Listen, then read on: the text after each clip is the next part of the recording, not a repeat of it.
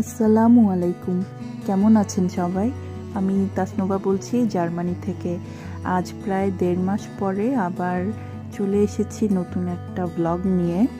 গত 1.5 মাস ধরে আর নতুন কোনো ব্লগ আপলোড করা হয়নি আমার, যদিও অনেক কিছুই ভিডিও করেছিলাম, কিন্তু আসলে মন ভালো লাগছিল না। আর এখনকার যেই পরিস্থিতি সেটা যেমন, পুরো দুনিয়াতে এমন একটা অবস্থা হয়ে গিয়েছে যে কে কখন বাঁচে কে কখন মরে কিছুই যেন ঠিক নেই। তবে আমি আশা করব আমার এই ভিডিওটা আজকে যেখানে বাসায় বসে দেখছেন সবাই অনেক সুস্থ আছেন, বিপদমুক্ত আছেন। আমাদের এখানে গত মাসের 21 তারিখ থেকে লকডাউন চলছে, কিন্তু তার আরও প্রায় 10 দিন আগে থেকেই আমরা মোটামুটি বাসাতেই আছি। আমার হাজব্যান্ড ফাঁকে ফাঁকে 1-2 দিন প্রতি সপ্তাহে অফিসে গিয়েছে, কিন্তু আমি এখন কোনো জব করছি না বলে আমি সেই টানা বাসাতেই আছি। শুধুমাত্র যে গ্রোসারি শপিং সেটার জন্যই বের হতে হচ্ছে, এছাড়া আর কোনো কাজই আমার নেই বাইরে। তো গ্রোসারি শপিং নিয়ে তো শুরু থেকে এমন হুড়োহুড়ি পড়ে গিয়েছিল, সব মানুষজন পুরো সুপার মার্কেটগুলো খালি করে দিয়েছে। তো যখন সবাই কাড়াকাড়ি করে বাজার করছিল ওই সময়টা আমরা অ্যাভয়েড করেছি। আমরা তখন শুধুমাত্র আগের মতোই নর্মালি যেই সময় আমার বাজার করা প্রয়োজন সেভাবেই বাজার করেছি, কিন্তু আসলে তা করতে গিয়ে বেশ কিছুটা ভোগান্তিও হয়েছে পরে। কারণ দেখা গেছে আমরা লকডাউন শুরু হওয়ার পরে যখন বাজারে যাচ্ছিলাম তার আগে থেকেই, বেশ কিছুদিন আগে থেকেই মানুষজন যেহেতু দোকানপাট খালি করা শুরু করেছে, আমরা যখন লকডাউনের সময় গিয়েছি যে না আমরাও একটু এক্সট্রা বাজার করে রাখি, যেহেতু বেশি বেশি বেরোলে ইনফেকশনের চান্সটা অনেক বেশি।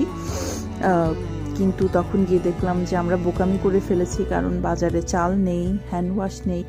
তো অনেক ঘুরে ফিরে একদিন আমরা প্রায় 3টা সুপার মার্কেট ঘুরে অবশেষে আমরা চাল কিনতে পেরেছি। তো অনেক অনেক ভোগান্তি। আর এছাড়া আমরা টয়লেট রোল, হ্যান্ড ওয়াশ এই সমস্ত জিনিসগুলো সুপার মার্কেট থেকে আর কিনতেই পারিনি, এগুলো আমরা সব অনলাইনে অর্ডার করে এনেছি। কিছুই করার ছিল না। আসলে এই করোনা ভাইরাস সিচুয়েশন যে কখন শেষ হবে একমাত্র আল্লাহ ছাড়া আর কেউ বলতে পারেন না। খুবই একটা অদ্ভুত একটা পরিস্থিতির মধ্যে দিয়ে যাচ্ছি। রোজ ঘুম থেকে উঠে চিন্তা করছি যে আজকে হয়তো দেখব ইনফেকশন রেটটা একটু কমে এসেছে বা ডেথ রেটটা একটু কমে এসেছে, কিন্তু ইনফেকশানও কমছে না, নতুন ডেথ রেটও কমছে না। তো জানি না আমাদের জন্য কি অপেক্ষা করছে। আসলে সত্যি কথা বলতে গত মাসে আমিও একটু অসুস্থ হয়ে পড়েছিলাম। আমার প্রায় 1 সপ্তাহ গলা ব্যথা, সর্দি কাশি ছিল, জ্বর ছিল, কিন্তু তখনও ভাইরাসটা ওভাবে আমাদের এদিকটায় আসেনি বলে আমার আর চেক আপ করানো হয়নি। তা 1 সপ্তাহ পরে আমি নর্মাল ওষুধপত্র খেয়েই সুস্থ হয়ে গিয়েছিলাম। তো আর আমার হাজবেন্ডের এর মধ্যে এ জাতীয় কোনো সমস্যা হয়নি, ও বেশ সুস্থই আছে। তো এই কদিন আমরা আসলে বাজার, রান্না, খাওয়া দাওয়া এর মাঝেই আছি। তো রান্না আসলে খুবই সিম্পল করার চেষ্টা করছি এতদিন, কারণ ইচ্ছে করে না আসলে। এই আমরা একদম সিম্পলি যা পারা যায় জাস্ট বাঁচার মতো যেটুকু খাওয়া সেটুকুই খাচ্ছি। আসলে দেশে এই করোনা ভাইরাস সিচুয়েশনের জন্য, লকডাউনের জন্য অনেক গরিব মানুষেরা না খেয়ে আছে পরিবার নিয়ে, কেউ কেউ সুইসাইড করছে অভাব সহ্য করতে না পেরে। এসব আসলে নেওয়া যায় না। তো আমরা যেখানে আছি সাধ্যমতো চেষ্টা করছি দেশের গরিব মানুষদের কিছুটা সাহায্য করতে। আজকে হচ্ছে আমাদের এখানে সানডে, অর্থাৎ ছুটির দিন, আর আজকে হচ্ছে ইস্টার সানডে। তো আমার হাজব্যান্ড অনেক দিন ধরেই বলছিল যে কোনো একটা ছুটির দিনে একটু চিকেন বিরিয়ানি করার জন্য। অনেক দিন খাওয়া হয় না এসব, আসলে ওর একটু ইচ্ছে হচ্ছিল, তো আমি ভাবলাম আজকে বানিয়ে ফেলি। তো এখানে আমি তেল আর ঘিয়ে কিছুটা গরম মশলা, পেঁয়াজ, আদা, রসুন বাটা দিয়ে ভালো করে কষিয়ে নিয়েছিলাম। এখন কাঁচামরিচ দিয়েছি আর গুঁড়ো মরিচ দিয়েছি আর হলুদ দিলাম, আর দেব একটু ধনে গুঁড়ো। তারপরে ভালো করে মশলাটা কষিয়ে নিয়ে তার মধ্যে কিছুটা শান বিরিয়ানির প্যাকেট মশলা দিয়ে দেব।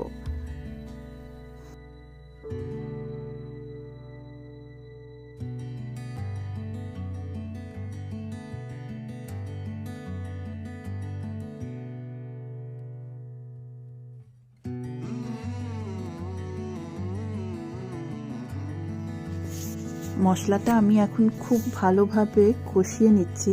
আজকে আমি এখানে 800 গ্রামের মতো মুরগির মাংস ইউজ করছি, আর চাল নিয়েছি আমি আধা কেজির মতো, আর সাথে দিব কিছু ভাজা আলু, কারণ আলুটা সবাই বিরিয়ানিতে খেতে খুব পছন্দ করে।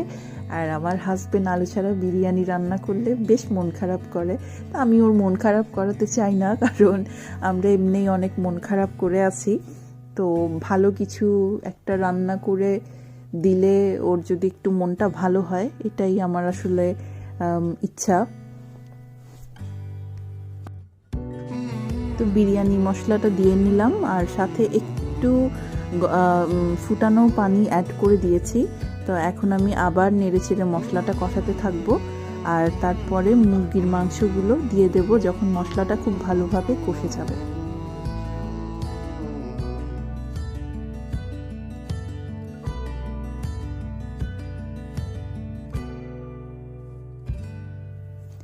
পেঁয়াজ বেরেস্তা দিয়েছি আমি, এটা হচ্ছে আমাদের সুপার মার্কেটে কিনতে পাওয়া যায়। সুপার মার্কেট বলতে জার্মান সুপার মার্কেটেও কিনতে পাওয়া যায়, আর আমাদের যে সমস্ত এশিয়ান, ইন্ডিয়ান, পাকিস্তানি বা বাংলাদেশি শপ আছে সেখানেও পাওয়া যায়। তো রেডিমেড পেঁয়াজ বেরেস্তার সুবিধা হলো বাসাতে আপনাকে আর তেল খরচ করে বা পেঁয়াজ খরচ করে বা কষ্ট করে নাড়াচাড়া করে পেঁয়াজ বেরেস্তা করে নিতে হলো না। আর এই রেডিমেড পেঁয়াজ বেরেস্তাগুলো খুবই ক্রিস্পি এবং খুবই অ্যারোমেটিক থাকে, গন্ধটা ভীষণ ভালো আসে। আর আপনি যদি এই ধরনের একটু শাহি রান্নায় এগুলো ইউজ করেন, লাইক কোরমা, রোস্ট বা বিরিয়ানি, তো স্বাদটা অনেক অনেক বেশি বেড়ে যায়।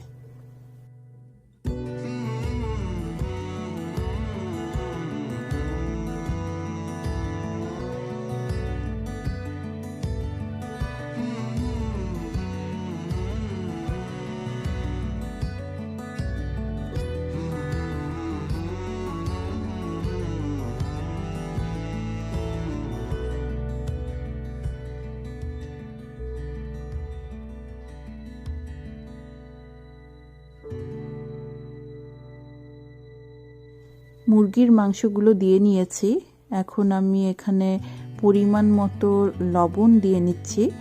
এরপরে আমি আগের কষিয়ে রাখা মশলার সাথে মুরগির টুকরোগুলো ভালোভাবে নেড়ে চেড়ে মিশিয়ে কষতে দেব। আর এরই ফাঁকে আমি ধুয়ে নেব চালটা, আর চালটা ধুয়ে আমি তাতে কিছু জিনিসপাতি দিয়ে আধা সিদ্ধ করার জন্য চুলোতে বসিয়ে দেব। অনেকে আসলে একসাথেই বিরিয়ানি রান্না করেন, অর্থাৎ মাংস এবং চাল একসাথেই রান্না করেন একই হাঁড়িতে। তবে আমি দেখেছি আমি যদি আলাদা করে রেঁধে মিশাই তাহলে আমার বিরিয়ানিটা বেশি মজা হয়।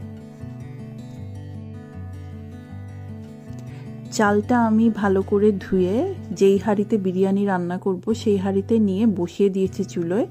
এখন এখানে আমি দিয়ে দিচ্ছি পরিমাণ মতো লবণ। আধা কেজি চালের জন্য আমাকে 4-4.5 পট চাল ব্যবহার করতে হয়, যেই পটটা আমার কাছে আছে সেই পটে।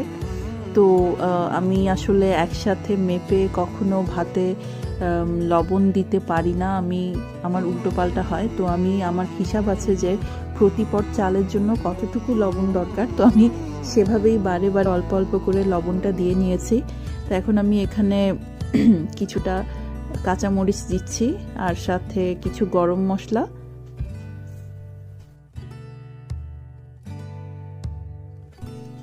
এভাবেই কিন্তু চাইলে আপনারা প্লেন পোলাও বা সাদা পোলাও রান্না করে খেতে পারেন।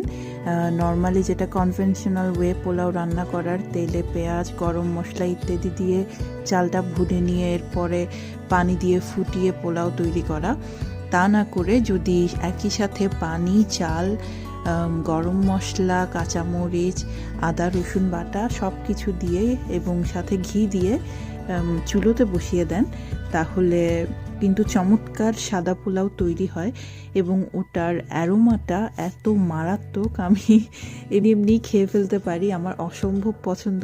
আমি প্রায় সময় বাসাতে পোলাও খেতে ইচ্ছা করলে এভাবেই করে খাই। তো এখন আমি যেহেতু বিরিয়ানির জন্য ভাতটা রান্না করছি, এটাকে আমি পুরোপুরি সিদ্ধ করব না, আধা সিদ্ধর চেয়ে একটু বেশি 80%-এর মতো সিদ্ধ করব।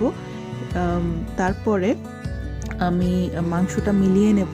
তো আমি পানিও সেই অনুপাতে দিয়েছি যাতে চালটা পুরোপুরি সিদ্ধ হয়ে না যায়।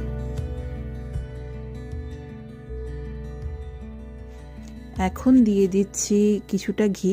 আমি ভেজিটেবল ফ্যাট ইউজ করি, আমার কাছে আসলে গাওয়া ঘিটা নেই, তো আমি সাধারণত তার পরিবর্তে বাটার ব্যবহার করি অথবা যেই ভেজিটেবল ঘিটা এখানে অ্যাভেলেবল সেটাই ব্যবহার করে থাকি। টেস্টটাও কিন্তু ভালোই আসে। সব দেওয়া হয়ে গেলে ঢাকা দিয়ে দেব। এক চুলোয় চিকেন রান্না হচ্ছে, আরেক চুলোয় ভাত, আর আরেকটা চুলোয় আমি বসিয়ে দিয়েছি আলু ভাজার জন্য।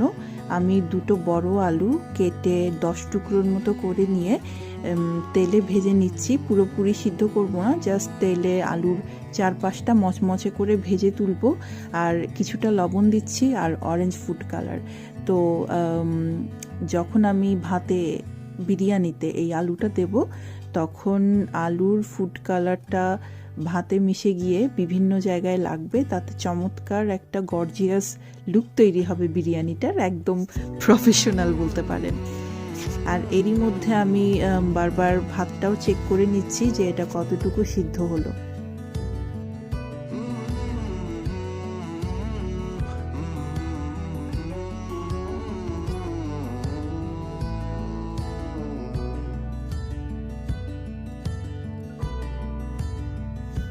আমার মাংসটা প্রায় কষে এসেছে, সেদ্ধও হয়ে এসেছে।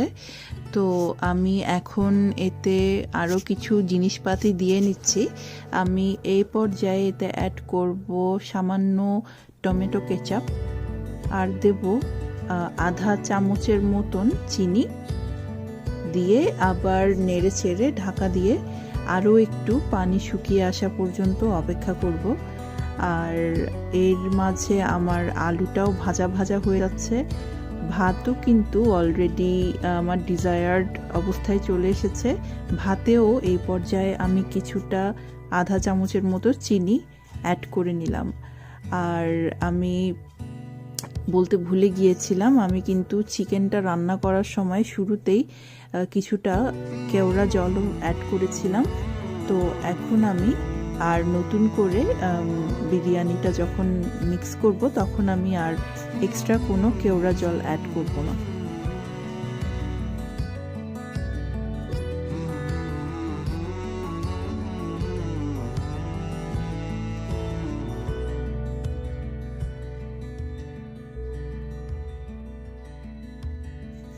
সমস্ত কিছু তৈরি, এখন জাস্ট সব একসাথে মিলিয়ে নেওয়ার পালা। আমি আধা সেদ্ধ ভাতে এখন মিলিয়ে নিচ্ছি রান্না করে রাখা মাংসটা।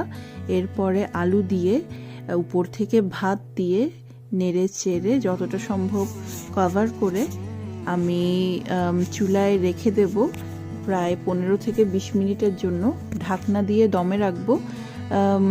আর এই দমে থাকতে থাকতেই তেল, ঝোল, ভাত, আলু সব কিছু মিশে আমাদের চমৎকার স্বাদের বিরিয়ানিটা তৈরি হয়ে যাবে। আসলে এই কোয়ারেন্টাইন টাইমে আমরা যখন সবাই বাসাতে বসে আছি, তখন মাঝে সাঝে একটু ভালো মন্দ কিছু রান্না করে খেলে মনটা কিছুটা সময়ের জন্য হলেও ভালো লাগে। মনে হয় কই না, সব কিছু তো নর্মালি আছে। আর আমি আপনাদেরকে বলবো, অবশ্যই আপনারা পুরো পৃথিবীর খবর রাখবেন।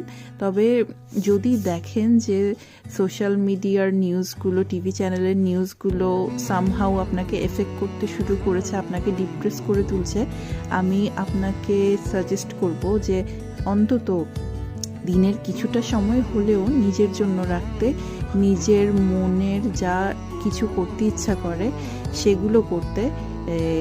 সেটা বই পড়া হতে পারে বা অন্য কিছু হতে পারে, গান শোনা হতে পারে, মনে যা চায় কিছুটা সময় অন্তত নিজেকে দিন। তো তৈরি হয়ে গেল আমার চিকেন বিরিয়ানি।